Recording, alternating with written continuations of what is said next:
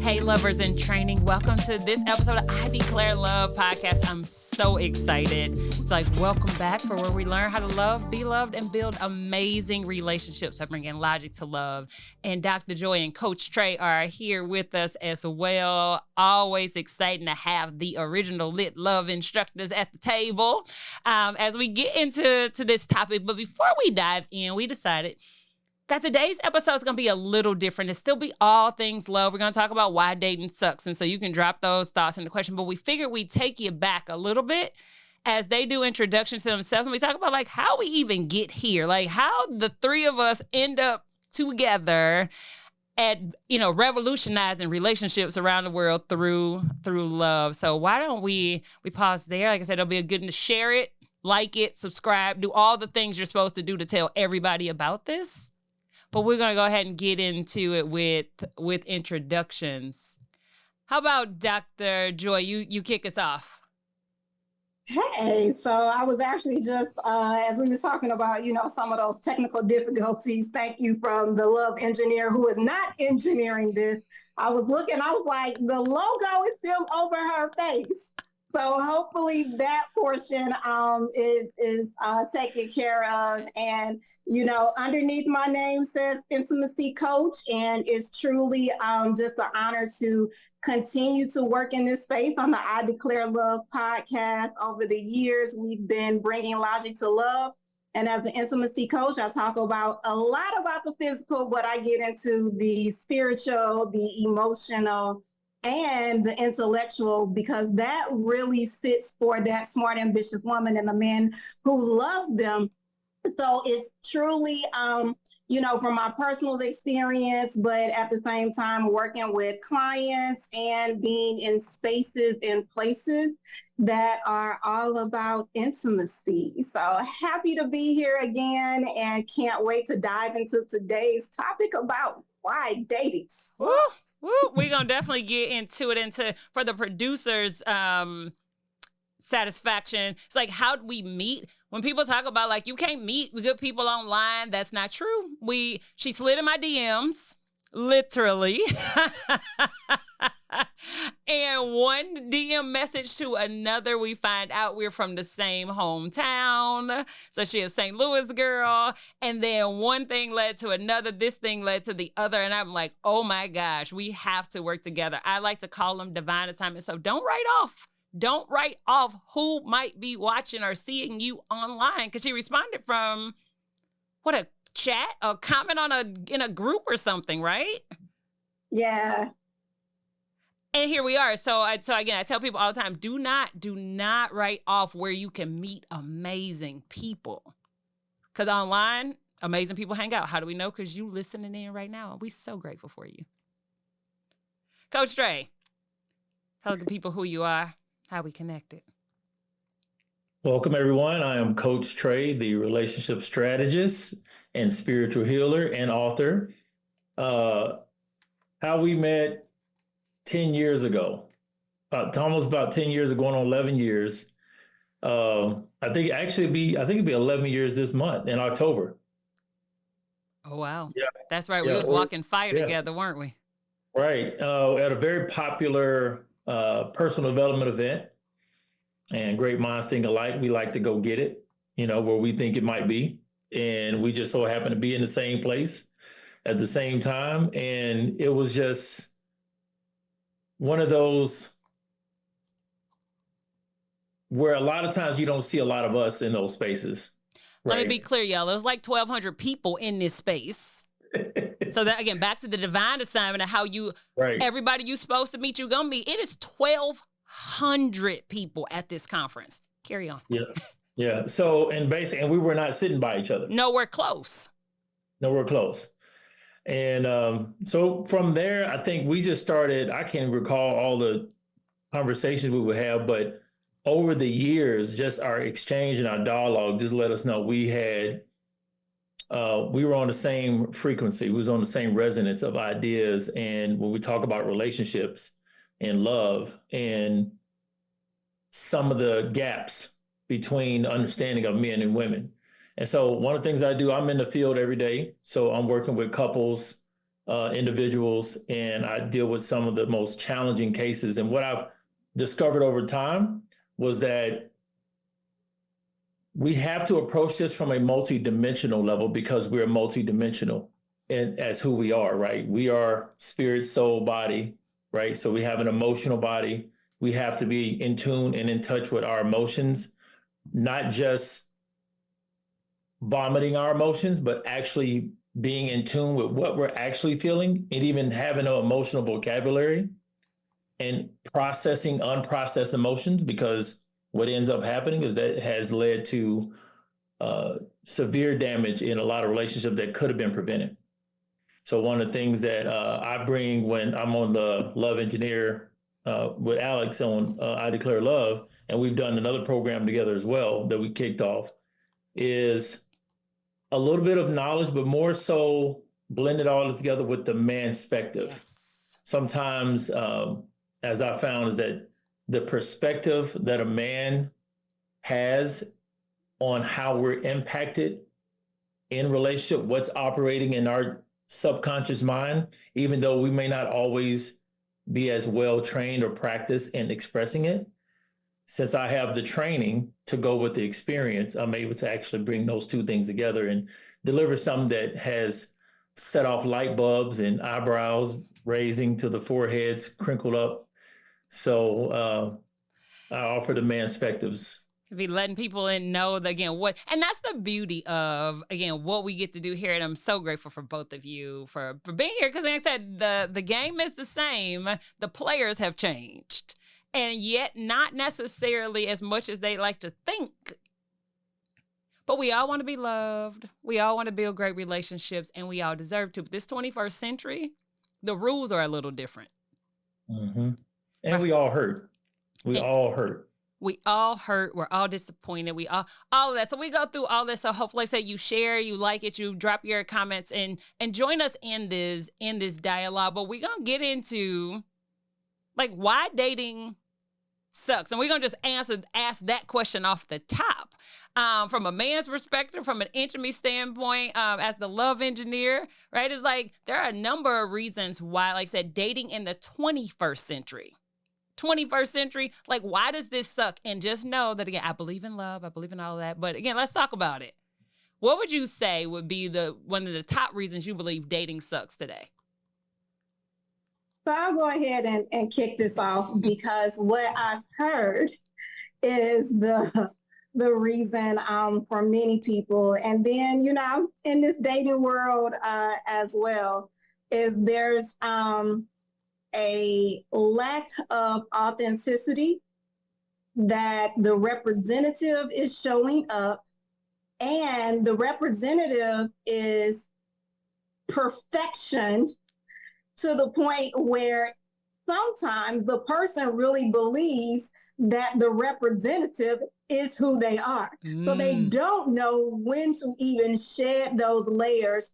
And I'm going to use some buzzwords here and be vulnerable and let the true person out. So then what the dating stays superficial, never gets deep, never gets to a point where you really meet the real person. And then one person usually gets fed up sooner than the other.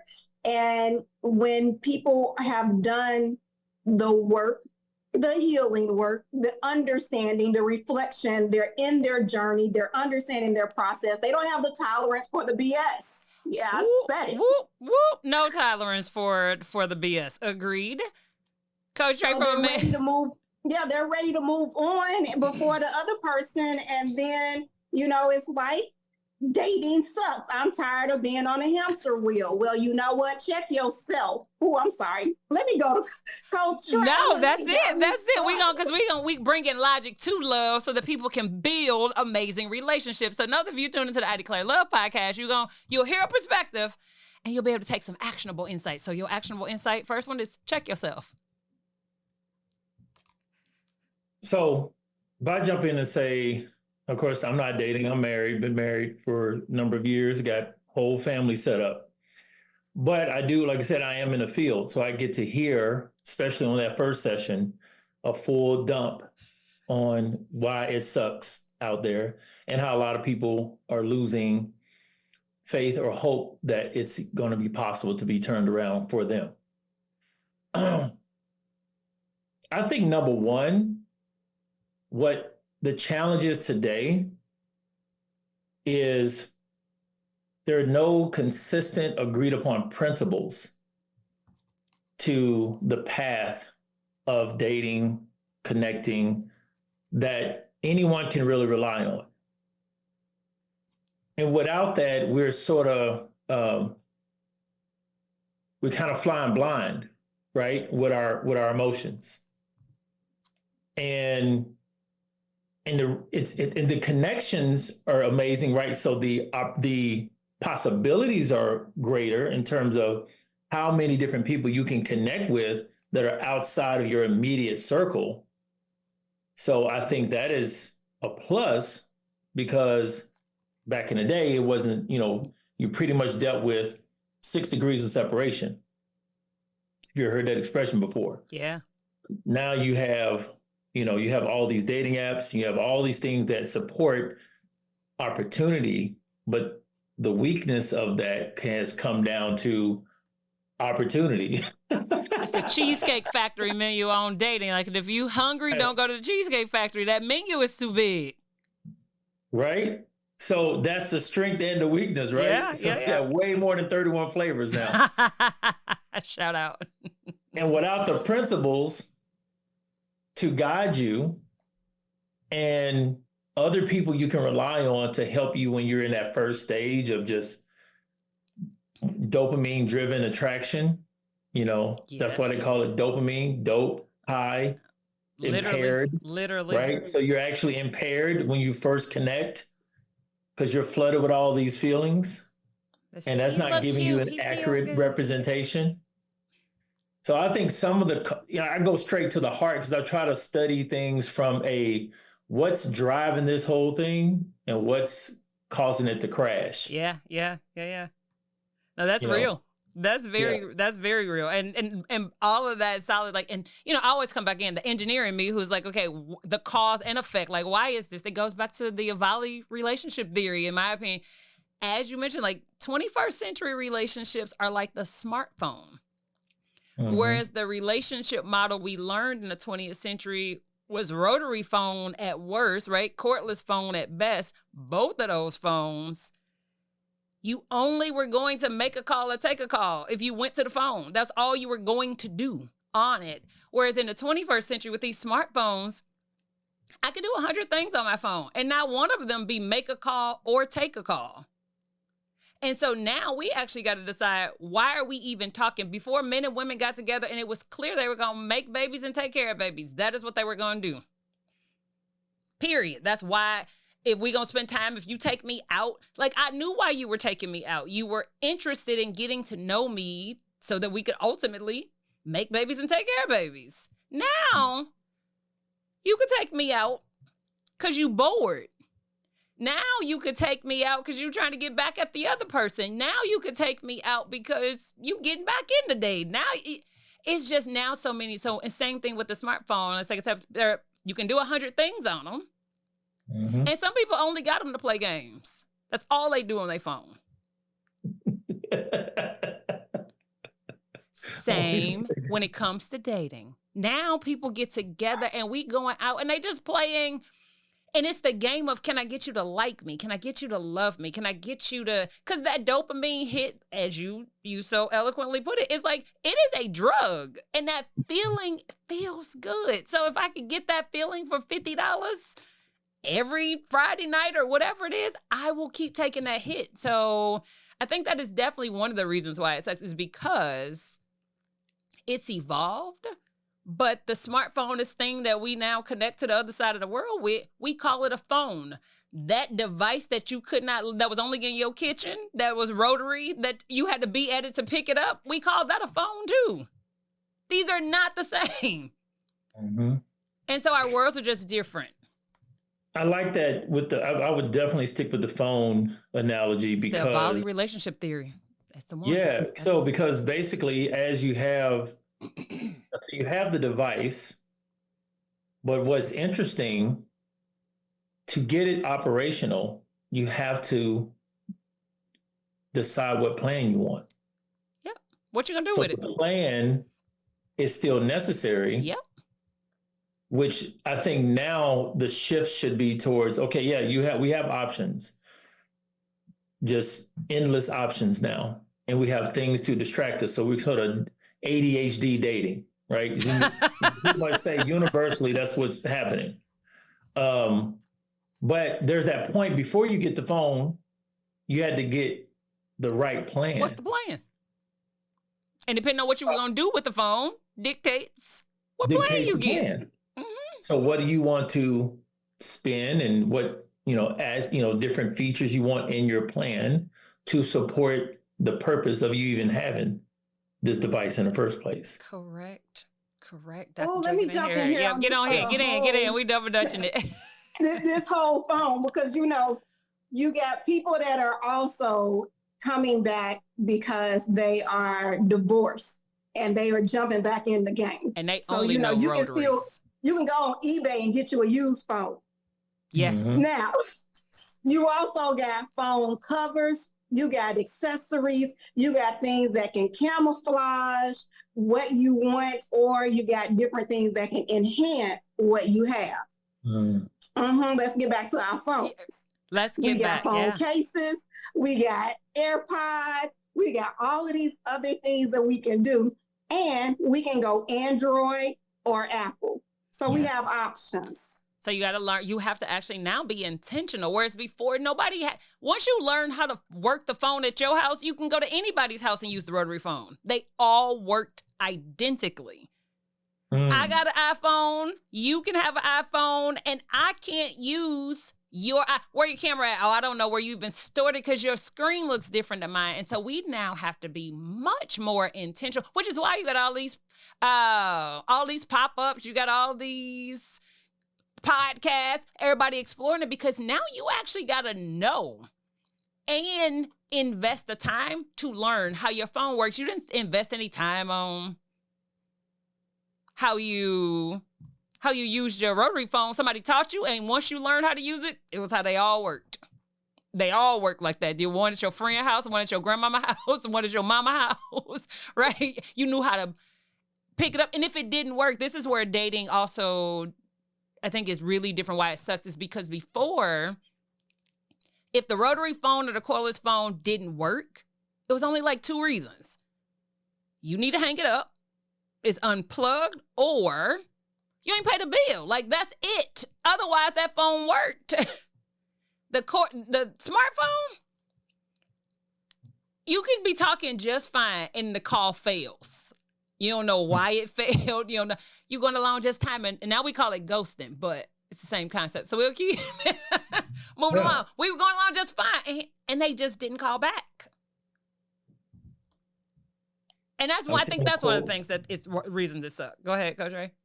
I'm just saying, reading the quote, the statement here. I think the avalanche of opportunity that a high quality woman has creates some pressure to be perfect and avoid authenticity. Ooh, yeah, all this high value. And that's a word I wish we would get rid of in dating and with people. I think it is destructive.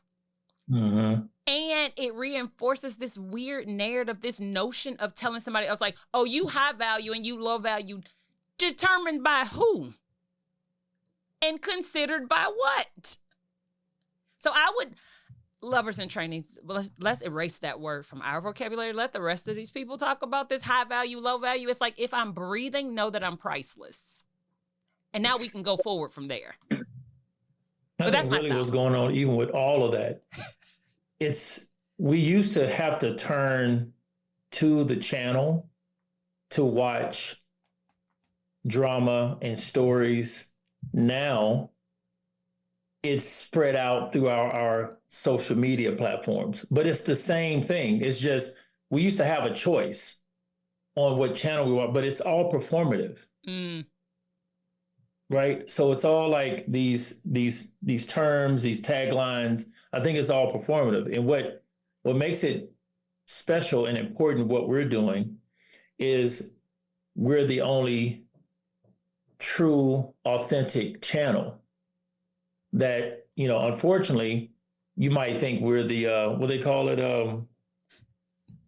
Hey, Cassandra. PBS, the PBS. We're the PBS of relationships. We got as a traditional lit sister Joyce. Thank you, Sandra. Stocks and stilettos in the building. Wealthy women. Right. Not So the PBS. Right. So we're supported by the community. We're supported by. Hey, Cassandra, we're supported by the community that wants the value added to. We're really trying to help people open their hearts up, connect in a way that is sustainable, healthy, and reliable. So people who have actually become a lover in training actually have skills. Real skills. Right? Not taglines, terms, hashtags. They actually have real skills. They can actually connect with someone and build in any environment and know how to get from I'm liking you to I'm dating you to can you believe it? We're engaged. Yep. And I want to touch on something else in that about being perfect. I like that we are able to give resources. So Alex, Love Engineer, has a guidebook. I also have a pleasure manual. It's a series where you are able to define your boundaries, your expectations, understand what you value, and be able to articulate that. And that is perfection. So when I read that and it stated that trying to be perfect, there's a point when you start looking at yourself to determine perfection. Yeah. And like what Coach Tre was saying, you no longer look to drama, social media, television, battle of the sexes, these destructive discussions about, men versus women and all of those things. And you have your idea of what you are trying to obtain, why you are trying to obtain it, and you understand what you are able to put in that relationship in order for you to be able to, in dating, identify your red flags and not what someone else tells you is a red flag. Yep. And even from there, your green flag. So the question says, what are some effective checks that someone can do to themselves to make sure they're not just ripped on dopamine and dating a crazy person? I think I just gave one. Start with understanding what is love. Start with understanding, for me, it's about pleasure. So the intimacy on all different levels. So then you're able to, again, have an idea. And then as you are dating, you're like, I expect this. What I like that we do is we not only take that intellectual, we turn it into practical. Mm-hmm. And oftentimes people will just have the practical and won't include the analysis part of it. So we encourage to do both and give you skills and give you information to be able to be confident. So one of my things is confidence is sexy. And that's one of the things that you're able to wear on you whenever you're going out on a date. I know what I want. I know why I want it. And it's not one of those things where it's something on a list, but it's something that you're able to look into and through experiences, enjoy the experience, enjoy as you change and develop as well in that journey. But that's how you, in my opinion, get that understanding of this is that beginning, that dopamine, I'm excited. And this is, crazy person for me, not a crazy person in general. We don't want to I like their version of crazy, and I'm going to go with that. And I think go ahead. I'm sorry. No, I was going to say, and to that point is the other pieces to ensure that you go to back to how you feel. I think we've gotten so afraid, which is so wild to me. It's like it is supposed to feel good. Dating is a good time. Getting to know somebody and having them get to know you is supposed to feel good. So I think we've over-indexed to how do I not be played. My dad be like, don't let somebody make a fool out of you. And I think we've spent so much energy looking for what could go wrong. And the truth is everything could go wrong and everything could go right. Yep. Be careful because everything just may work out. It just may work out and you deserve for it to work out. And so rather than, and I think that's the big piece, and even with this title, it's provocative for sure for somebody, but the truth is you will find what you're looking for.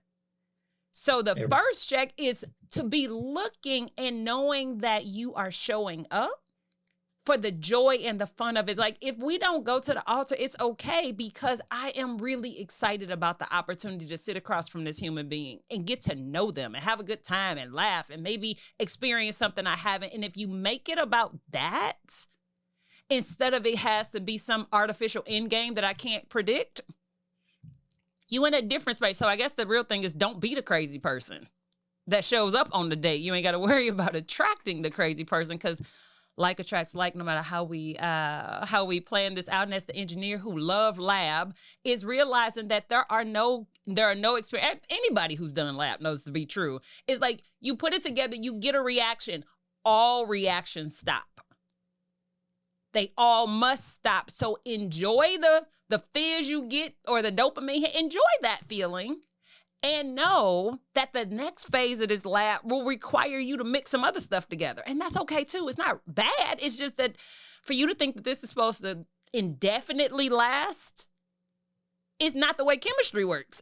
On no level is that the way chemistry works. So in your brain or in your lab, either way. I would say,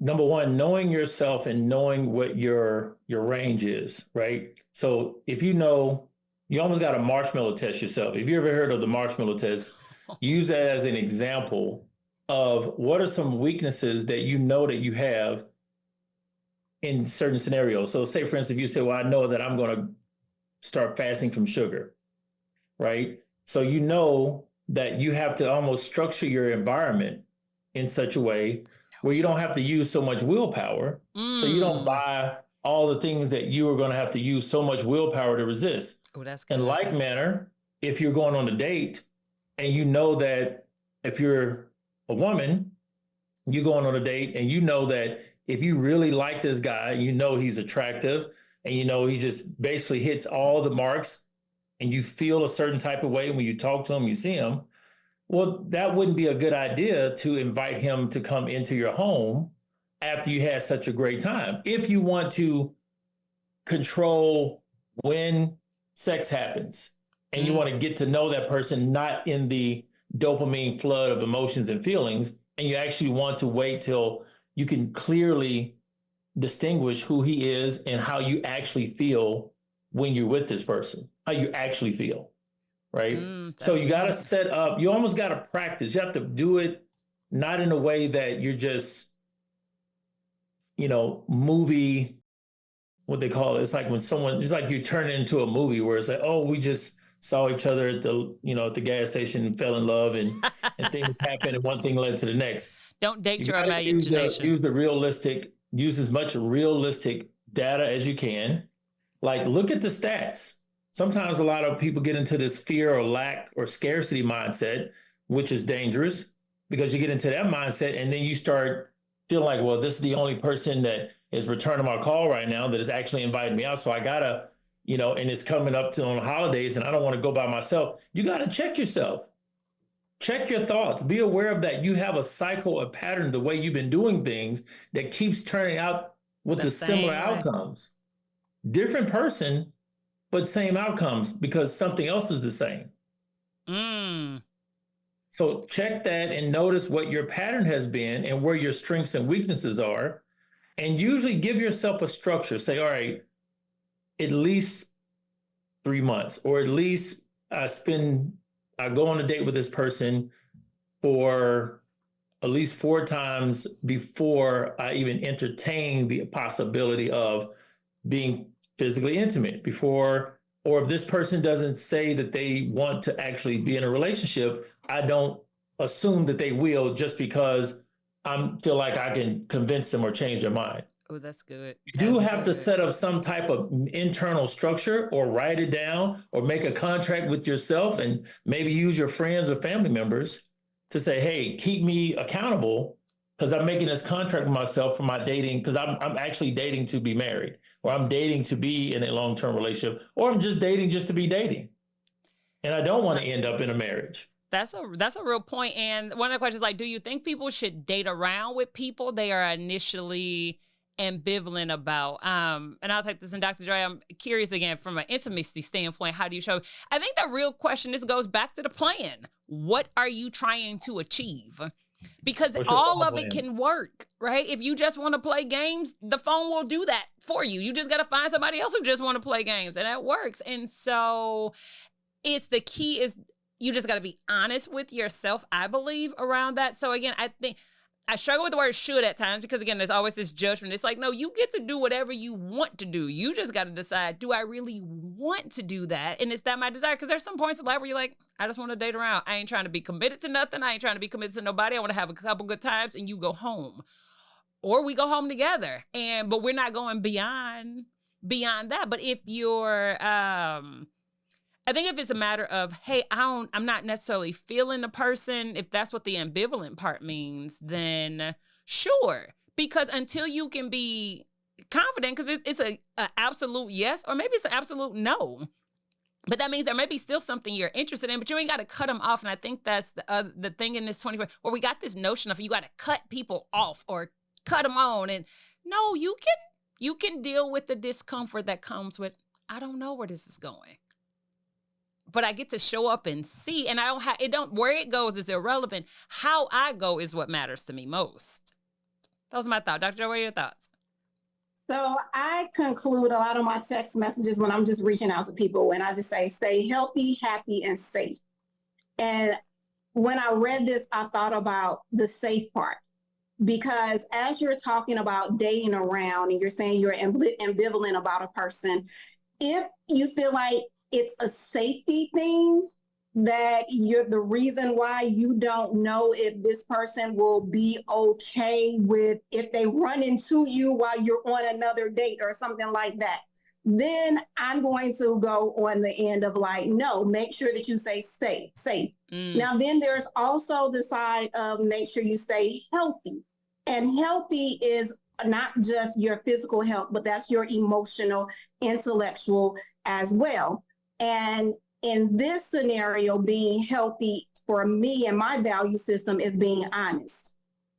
And if you're going to date around, then be honest with the person to let them know. You can let them know why if you feel like they can handle it. But there is, I also think, a part of when you are honest with other people, you have to be honest with yourself. And that means you also have to be able to communicate that. I know people that, especially if you're considering this person as being like, not really sure, you may not be so sure about your thoughts all the time. And there's an amount of grace with that. There's also an amount of tolerance, though, that you should have with yourself and with the other person. So clear communication is where they're going to be able to comprehend what you are saying. So there's like those pieces that come to my mind that I'm like, if you're going to end up being happy, then you're also going to need to be healthy, and that's healthy communication. And you're also going to need to be safe, which includes that honesty there. Yeah, no, that makes sense. Coach Tre, you got anything to add there, or yep? Well, yes, I was just thinking about having like to give an example. So if you're coming from a perspective of someone who's been divorced, okay. Yeah. So imagine a woman's been divorced and she has,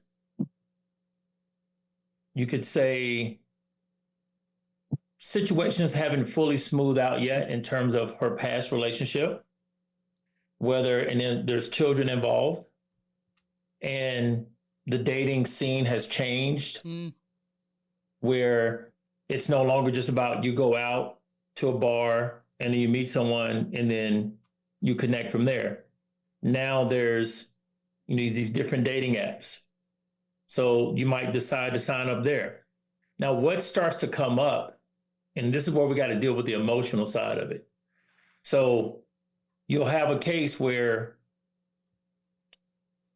there's incomplete paying trauma and fear from the past relationships that hasn't been resolved. So what happens is sometimes they'll project that out, and that becomes the filter by which they meet every guy. Mm-hmm. Right? So then it's about avoiding, but then that's the conscious side of it. The subconscious side is it's familiar. I'm attracted to this dysfunction. Right? It's familiar. Mm-hmm. So there's a part of your nervous system that goes, I don't know what it is, but I'm drawn to this person, even though I can see all the signs. We talk about trauma bonding, right? That's the... Right? I can see all the signs. My husband, my ex drank. This person drinks. But you met a guy the other day that doesn't drink. But you don't like him. Very, very gentleman-like. But there's a gap there. There's a distance. You're not feeling as strong of a connection. So you got to understand yourself and go through actually choosing what it is that you want, what works for the life that you have, and then detach yourself from expectations when you're in the dating phase, right? So no expectations of this date, no matter how well it went. As Alex was saying, you want to set the intention. I'm going to have a great time. Period. And I'm going to connect with someone that, you know, I have an opportunity to connect with, and I'm just going to let it be there. I'm going to let myself experience fully who I'm with in the present. I'm not going to add or create how long this might last, or if this is going to work out. I really like this person. You got to start to really have conversation with yourself, whether it's even journal dating, right? Mm. Actually, you connect with a guy, and I'm just using this from a standpoint of a woman right now, but you connect with a guy, have a journal, just call it my dating journal. Go all the way back to before you were married, or when you were in the dating scene before. See what it was like, and just kind of write down what you recall, what you used to like, what you enjoyed. And then as you're starting back, start tracking your dating journal, your experiences now. Set the intentions for every date. I want to have fun. I just want to have fun with this guy. He seems like a fun person. So you just write that down. And then you leave it alone. And then when you go out, you come back and make sure before you talk to anybody, you tell yourself what happened. Mm-hmm. That's good. I think that's really good. And like I said, at the end of the day, like I said, we'll have to invite you guys to our future courses. Because again, you got a whole lot of classwork here to get you moving. But the truth of the matter is like I say, you just get to decide. Somebody's put down, it's hard, and we'll roll this to close. Like, it's hard to get an accurate read on someone by their online profiles. Yep, it's true. And that's the key, is you can't get an accurate read on people by anything except by experiencing people. To know, it's like, I want to know what the experts have struggled with in their own relationship. Do you ever have to check your expertise or check that you're not flexing it? Oh, absolutely. So I'll start here, that I'm sure there's others who'll share this. So this is, I got into love engineering because I was personally trying to figure out, how does this thing called relationships, how does it actually work or don't work? Like, that's how I got into it. In my own struggle, because I say all the time, I'm a student and a teacher in this class. And so while there's quite a bit of expertise just because of study and investment, but in my own private love lab, which is where a lot of this insight has come from, is just that. It's like where you're out with somebody. Like, there was a point in time, and I am a journaler, so I can go back and look at all of my journals, which is a good thing and a interesting thing, depending on how you feel about that. But I can go back, and it's like, I can remember when I was going out on 2 dates at a time, right? So I was going on a lunch date with a guy, a dinner date with a different guy. And it's like, what were you doing? What exactly were you thinking about? Or my favorite, this is my husband. On one day, 2 weeks later, we don't talk anymore. And it's like, how'd you go from this is my husband to don't call me again? And so that's where I've personally had to check my own thing, is this notion of letting go of this idea of here's how it's supposed to be. which is what the intellect, at least on my side as the engineer, because like the engineers believe they can solve all problems, and we can. But then there's, while there is a you can bring logic to love, and I do, it's also this reality that there's as much magic in this as there is logic. And so while understanding something, right? Like when I fly, like I like flying. And when it comes to, it's like, while I understand how flying works, while we can engineer that, it's still something super magical to me about flying through clouds, right? And I think that's the thing I've had to realize in relationships, where it's like, while you may understand, the real magic of it is experiencing what it is, knowing that you can't exactly explain it, and that kind of takes the fun out of it. So just enjoy it. So that's my own personal, so dating me used to be a thing for guys. It's like, oh my God, I'm going to be a part of your class. It's like, that is a fact. And so no matter how this relationship goes, you are either the one or you are a lesson. Either way, this is going to be, so it would be a little channeling. So I don't do that anymore. So. So, you know what? The other question before that about online dating is actually a good segue for me, because I am so much in business mode all the time that I am rarely thinking about dating for myself until I left the country and saw families really operating outside of this kind of career, go out and get it mindset that we have here in the States. And when I came back to the States, I was like, I'm coming back because I want that balance in my life now.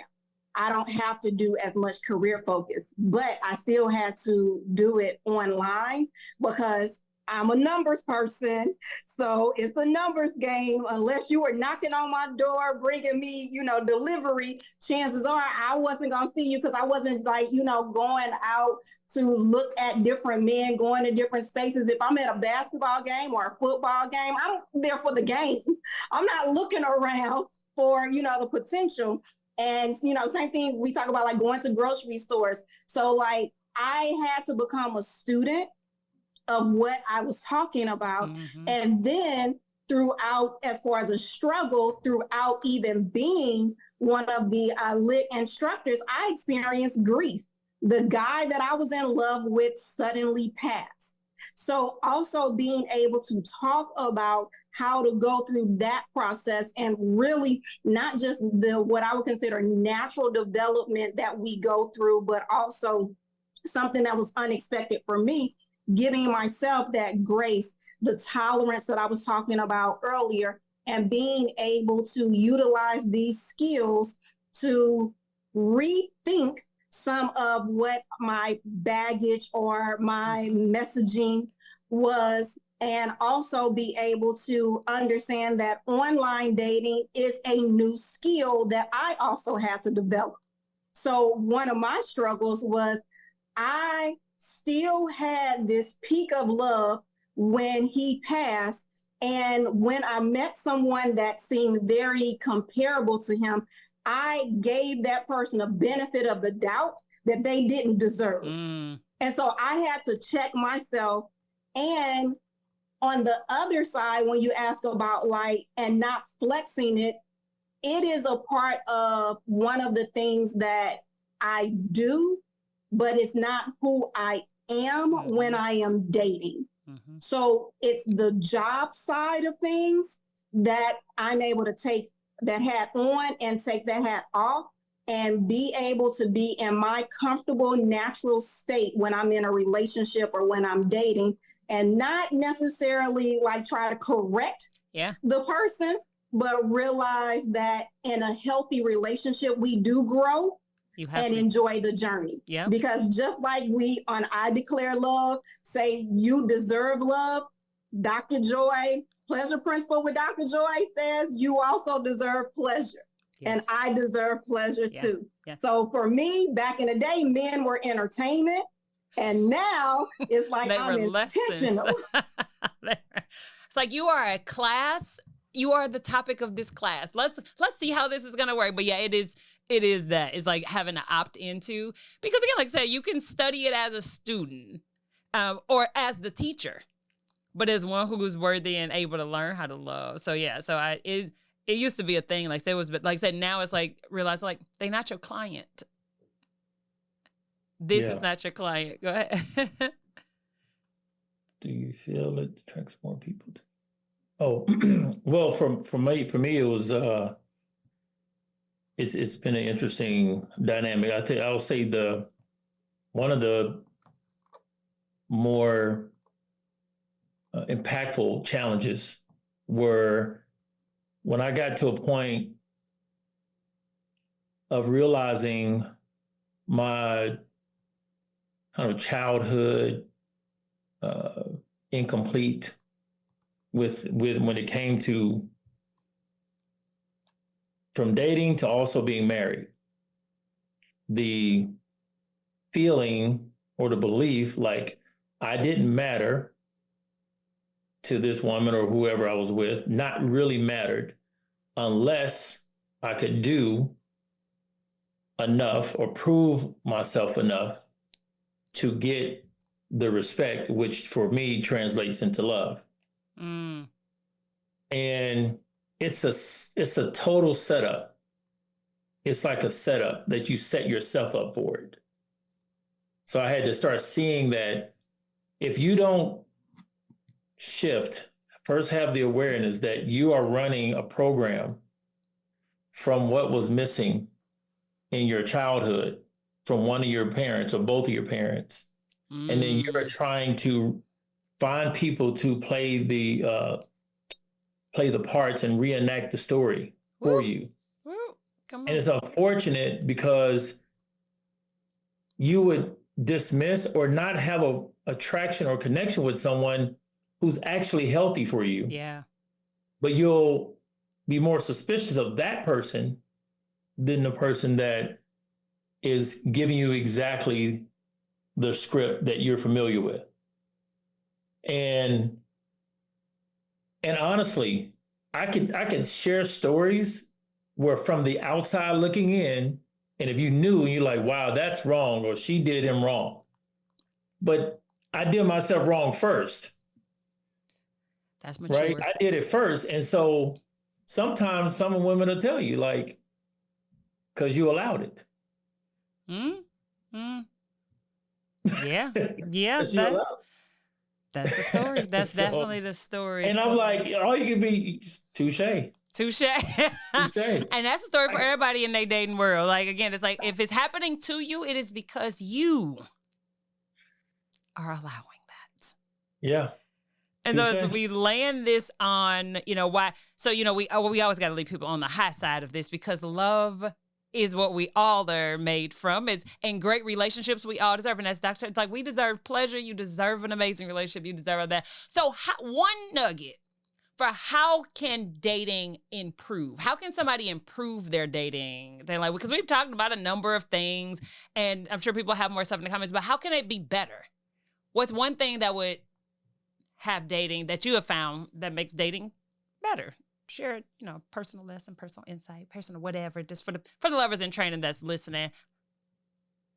What can make it better? Yeah, I would say creativity and play. Ooh.